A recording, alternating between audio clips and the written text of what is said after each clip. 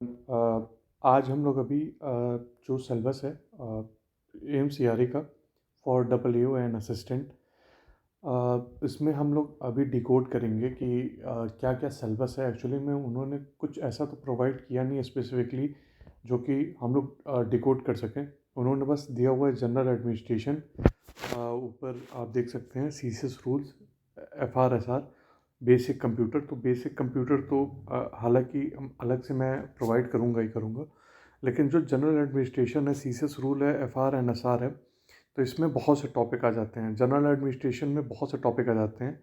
जैसे आप देख सकते हैं कि ये बीएनएसएस में आएगा और बीएनएस भी आएगा और भारतीय साक्ष्य अधिनियम भी होगा। लेकिन इसके बहुत बेसिक्स क्वेश्चन होंगे, जैसे कि आप जैसे मैं आपको वो बोलूँ ट्रेसपास का, जैसे कोई आके और ऑफिस में आपकी फ़ाइल नहीं ले सकता है, चोरी नहीं कर सकता है विदाउट आपके जैसे जब आप डबल ईओ बनोगे तो विदाउट आपके नॉलेज के कोई भी बंदा मतलब अ, कोई भी आपकी एरिया में नहीं आ सकता है। तो ये सब आपको ही ध्यान देना पड़ेगा। तो इसके लिए आई गेस जो बेसिक एडमिनिस्ट्रेशन है उसमें ये होगा। और सीसीए रूल्स तो आपको पता ही है कि इसमें सेंट्रल सर्विसेज, सिविल सर्विसेज आता है कि क्लासिफिकेशन, कंट्रोल एंड अपील। इसमें जैसे वही चीज़ होता है रूल कि आप अगर अ, आप ऑफिस में रहते हुए आप क्या कर सकते हो, कितना बोल सकते हो, किस ऑर्गेनाइजेशन से जुड़ सकते हो, किससे नहीं जुड़ सकते हो।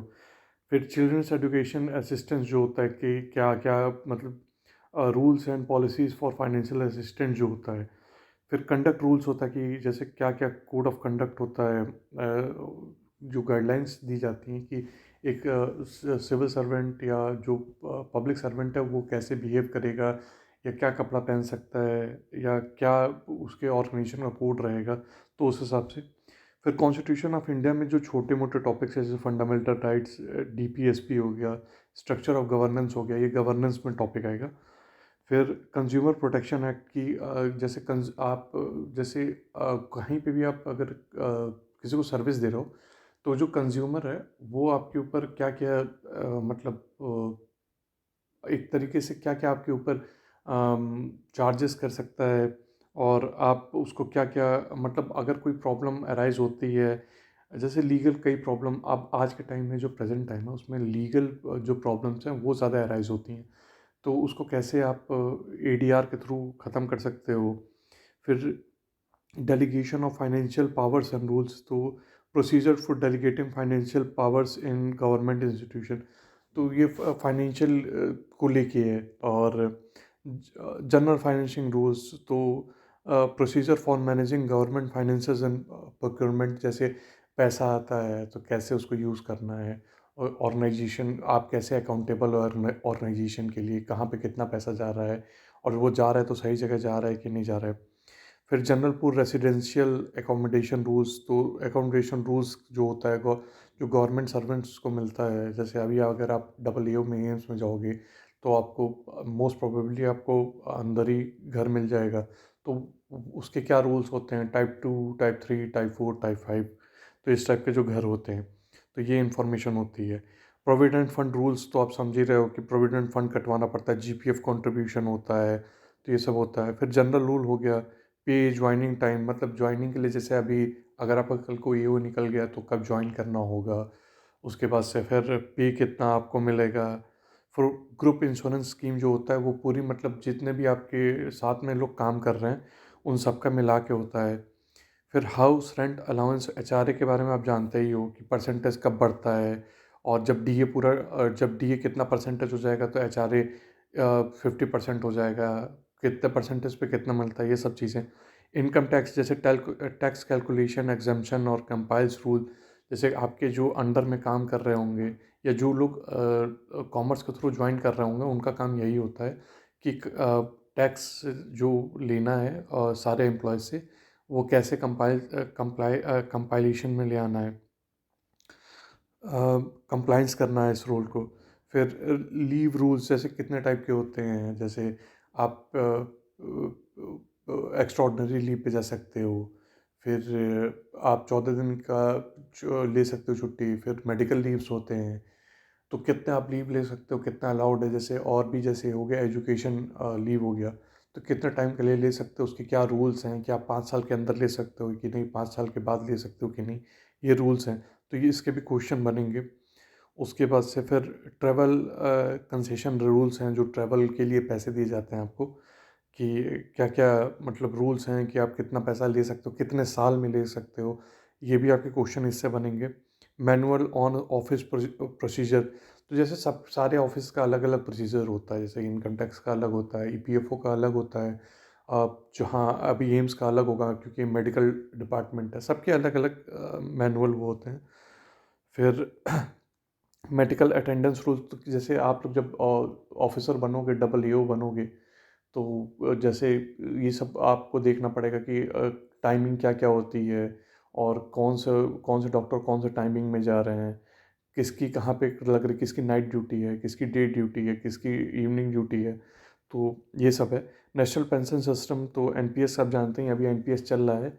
तो अभी उसके बाद अब यूपीएस भी आ गया, तो यूपीएस पे भी क्वेश्चन बन सकते हैं। मैं आपको उस पर भी कुछ क्वेश्चन प्रोवाइड कर दूंगा। पेंशन रूल्स, जैसे जो लोग पुराने हैं उनका पेंशन रूल क्या है, कैलकुलेशन क्या है। जो नए भी लोग हैं उनका कैसे पेंशन कैलकुलेशन होगा, ये आपको बताना है।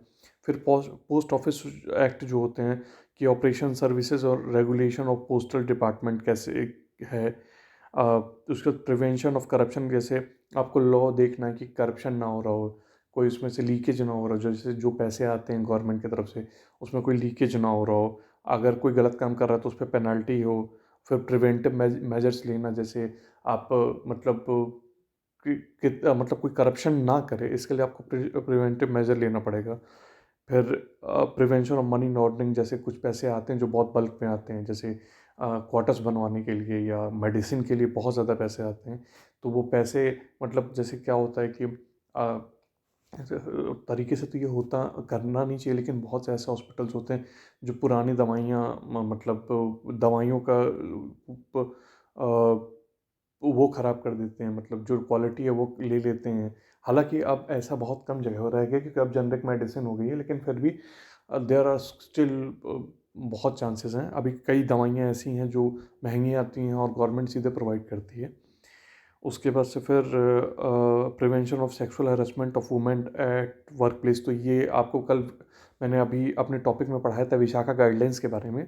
तो ये उसी के बारे में कि कैसे आप पॉश एक्ट जो होता है कि 2013 में ये आया था, जो कि वुमेन्स को कैसे एक सेफ इन्वायरमेंट देना है, और किसी के साथ हरेसमेंट ना हो। तो ये प्राइमरी ड्यूटी एडमिनिस्ट्रेशन की बनती है। तो इसलिए आपका आपका ये रूल होगा। और रिक्रूटमेंट सीनियरिटी डीपीसी प्रमोशन, जैसे एक बुक रहती है कि कितने साल पे किसका प्रमोशन होगा, कितना एक्सपीरियंस होना चाहिए। या मान लीजिए किसी का बीच में सस्पेंड हुआ था, या जो या किसी ने कुछ गलत काम किया था, कोई जैसे रेड पेन होता है, मतलब कुछ डिपार्टमेंट्स में होते हैं। अभी मुझे इसका नहीं पता कि मेडिकल में ये रेड पेन वाला सिस्टम है कि नहीं। तो ये सब सिस्टम है। राइट टू इन्फॉर्मेशन, जैसे सारा, जैसे कोई आपसे आरटीआई आपके पास भेजता है, तो आपके पास इन्फॉर्मेशन होनी चाहिए। अगर वो क्लासिफाइड नहीं है तो आपको वो भेजना पड़ेगा।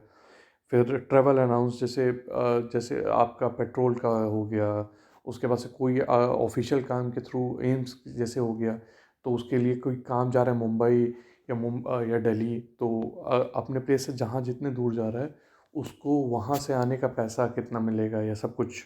और पोस्ट ऑफिस गाइड पार्ट 1 है। तो postal services guidelines regulatory framework, ये सब क्वेश्चन जो हैं, ये टोटल मिला के 30 टॉपिक्स मैंने ब्रेक किया है, जो जनरल एडमिनिस्ट्रेशन में आते हैं, सीएसएस रूल में आते हैं, एफआरएसआर में आते हैं।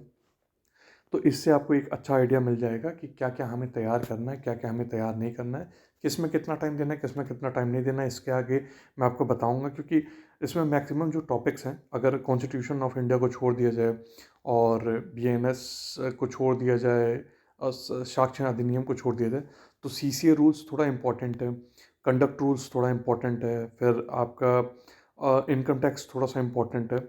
और ऐसे ही कुछ रूल्स हैं जो इम्पोर्टेंट है, बाकी सब माइनर हैं सब्जेक्ट, उसमें से हो जाएगा, लेकिन ये सब मेजर है। तो इसमें से अगर आप कर लेते हो तो मेजॉरिटी पोर्शन आपका कवर हो जाएगा। और अगर आपका मेजॉरिटी पोर्शन कवर हो गया तो मोस्ट प्रोबेबली आप 40% से अबव पे रहोगे और आपका सारा कंप्लीट हो जाएगा। तो मैं आपको यही बात बोलूँगा कि इसको आप इसका स्क्रीनशॉट ले लेना और आप अपने जहाँ पे भी आप बैठ के पढ़ाई कर रहे हो आप वहाँ पे उसके सामने लगा लेना। आप वैसे ही पढ़ाई करना, इसको देख देख के टॉपिक टॉपिक वाइज कंप्लीट करना। मैं वैसे वीडियोस देता रहूँगा, वैसे ही टॉपिक टॉपिक वाइज कंप्लीट करके इसको टिक मार्क करते रहना। उसके बाद उसको फिर फाइनली रिवीजन के लिए फिर से वही चीज़ देखना, ऐसे ही कंप्लीट हो गई है। वरना इसमें ऐसा लगेगा, हालांकि ये बहुत ज़्यादा बड़ा टॉपिक नहीं है, 2-2 दिन अगर आप दोगे ना तो भी मोस्ट प्रोबेबली 2 दिन या 1 दिन या 1.5 दिन सब भी कंप्लीट हो जाएगा। तो बहुत ज़्यादा इसमें हैक्टिक परेशान होने की ज़रूरत नहीं है कि 30 टॉपिक्स हैं। एक्चुअली में 30 टॉपिक्स हैं नहीं, इसमें से कुछ इंपॉर्टेंट ज़्यादा टॉपिक्स हैं, तो उस पर ज़्यादा आप ध्यान देना और परेशान होने की ज़रूरत नहीं है। बाकी कोई भी अगर प्रॉब्लम हो तो आप मुझसे कमेंट सेक्शन में पूछ सकते हो। और बाकी मैं अभी आपको इस पे सारे क्वेश्चन आपको प्रोवाइड कराऊंगा ही कराऊंगा। बाकी आप अभी सब्सक्राइब ज़रूर कर लेना और लाइक कर लेना और शेयर ज़रूर कर देना अपने जो दोस्त एम सी आर ई की तैयारी कर रहे हैं। मैं ऐसे कई वीडियोस आपको बना के भी दूंगा।